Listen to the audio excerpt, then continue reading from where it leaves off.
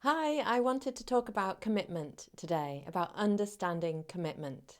So I wonder if you've ever thought, is the grass greener? Is the grass greener over there? Especially when you're dating, especially when you're in the early stages of a relationship, or even when you're really into a relationship. Is the grass greener over there? Is there someone else for me? Is there someone out there who's better than this person that I'm with? More suited, more attractive? Is the grass greener? It's a question that has plagued me for many, many years, or that did plague me for many, many years, until I worked through my stuff and worked through my baggage and understood my patterns and changed my patterns and fell in love. And I'm getting married in 2 months' time. Here's my ring. Finally got that after a long time of indecision and ambivalence. So, is the grass greener?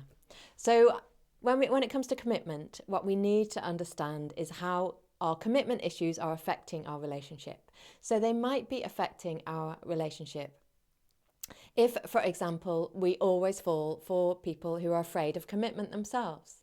So, this is very common amongst the women I coach, a pattern of being drawn to commitment phobes, to men or women who are unavailable in some way, emotionally unavailable, physically unavailable because they live on a different continent, in a different country, emotionally unavailable because they're addicted to something, to alcohol or to their work. They don't have any headspace. They can't connect to their emotions, so they're not able to connect to our emotions. So we might always fall for people who are afraid of commitment. Now, if that's you, keep watching and we'll talk about that.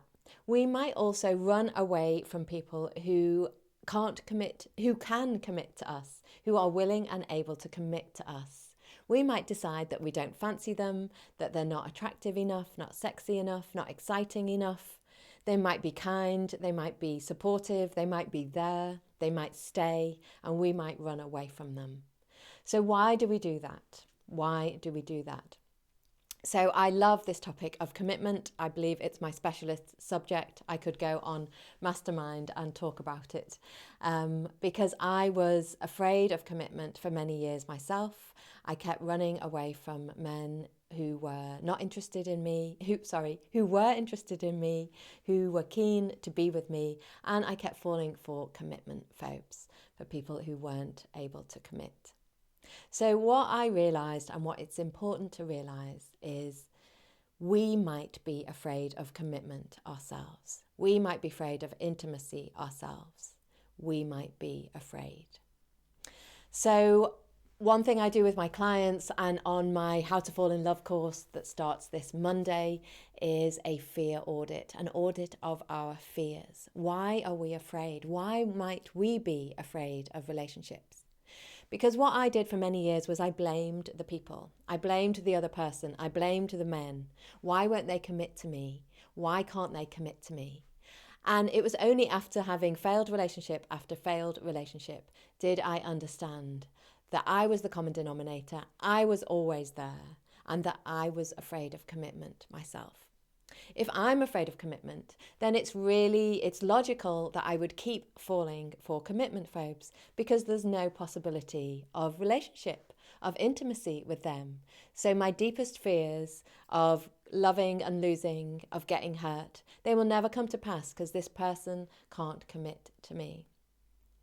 So I had to explore my fears and why might we be afraid of commitment? Well, we might have been hurt in the past. That might have been a past relationship. It might have been right in our early childhoods.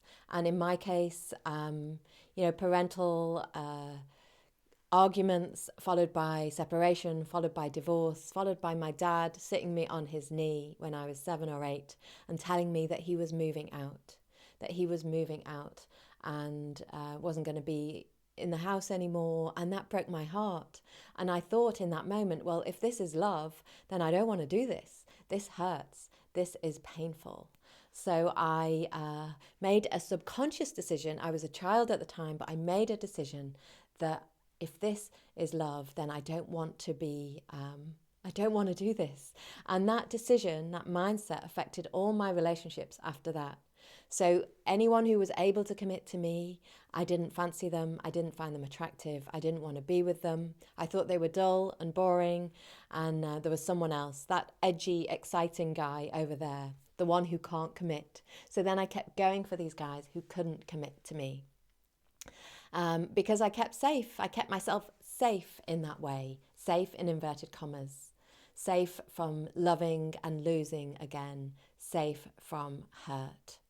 So this is really common amongst the women I coach, the women who come on my retreats and on my courses. A fear of commitment. So if you have a think right now, is there any reason that you might be afraid of commitment? Another reason why we might be afraid of commitment is that our vision of relationships when we were growing up, what we saw didn't look attractive. So parents arguing, parents being unfaithful, parents not loving each other, marriage equaling strife, boredom, single motherhood. I was brought up by a single mum. And that's one of the reasons I became ambivalent about having children, which is an article I wrote for The Guardian this week. Ambivalent about having children because my vision of motherhood was what I saw when I was growing up, and it didn't look that much fun. We might have had an experience of relationship that was suffocating, that took something away from us, that took away our freedom, that suffocated us. So we might not want to go back into relationship. And that's another reason why we might be scared of commitment. So, so what do we do about it? Well, we do our fear inventory. We look at our fears. We look at our history. We look at our patterns. And I do this work with my clients, and particularly on my How to Fall in Love course that starts this Monday, May the 6th. You can find out more by going to my bio and clicking on the first tab, How to Fall in Love, Laying the Foundations. So we dig deep and we understand our fears. Now, the thing about commitment phobia and fear of commitment and ambivalence is when we get closer to our dreams, to that loving relationship, to being with the person we want to be with, those voices shout louder. Our ambivalence shouts louder. It tells us that we're not in the right relationship, that we must find someone else, and it finds fault. And I can say that 2 months off my marriage, when my anxiety gets really high and I start fearing this lifelong commitment that I'm making, then I can find fault with my fiancé. I can find reason not to be with him. And when I find fault and when I verbalize that, distance creates distance between us. And when there's distance, there's no intimacy, and then that gets worse and worse and worse, and then relationships break down. So notice if you are someone who always finds fault in relationships. Notice if you're always thinking the grass is always greener. Now, I don't know your situation. The grass might be greener. There might be somebody there for you who is more suitable, who is able to love you and be with you. But be aware of the importance of asking this question. Is it my fear of commitment that's prompting me to find fault and to run away? Or is it my instinct telling me that this isn't right? And the fear and the instinct, they can get confused. So there's a section in my book, How to Fall in Love, about how to know whether it's your fear or your instinct. The most important thing is to ask the question and to have awareness about your own patterns. If you'd like to do some of this work with me, as I say, I've got How to Fall in Love, Laying the Foundations course, small group course with one-to-one coaching for a maximum of 10 women. And we start this Monday, May the 6th. And we dig deep, we look at our patterns, we look at our fears, we build our self-esteem and our self-confidence. So you can find out by going to the first tab. If you click on my bio and click on the first tab for How to Fall in Love, Laying the Foundations, or go to howtofallinlove.co.uk. So thank you for watching, and I'll see you next time. Bye.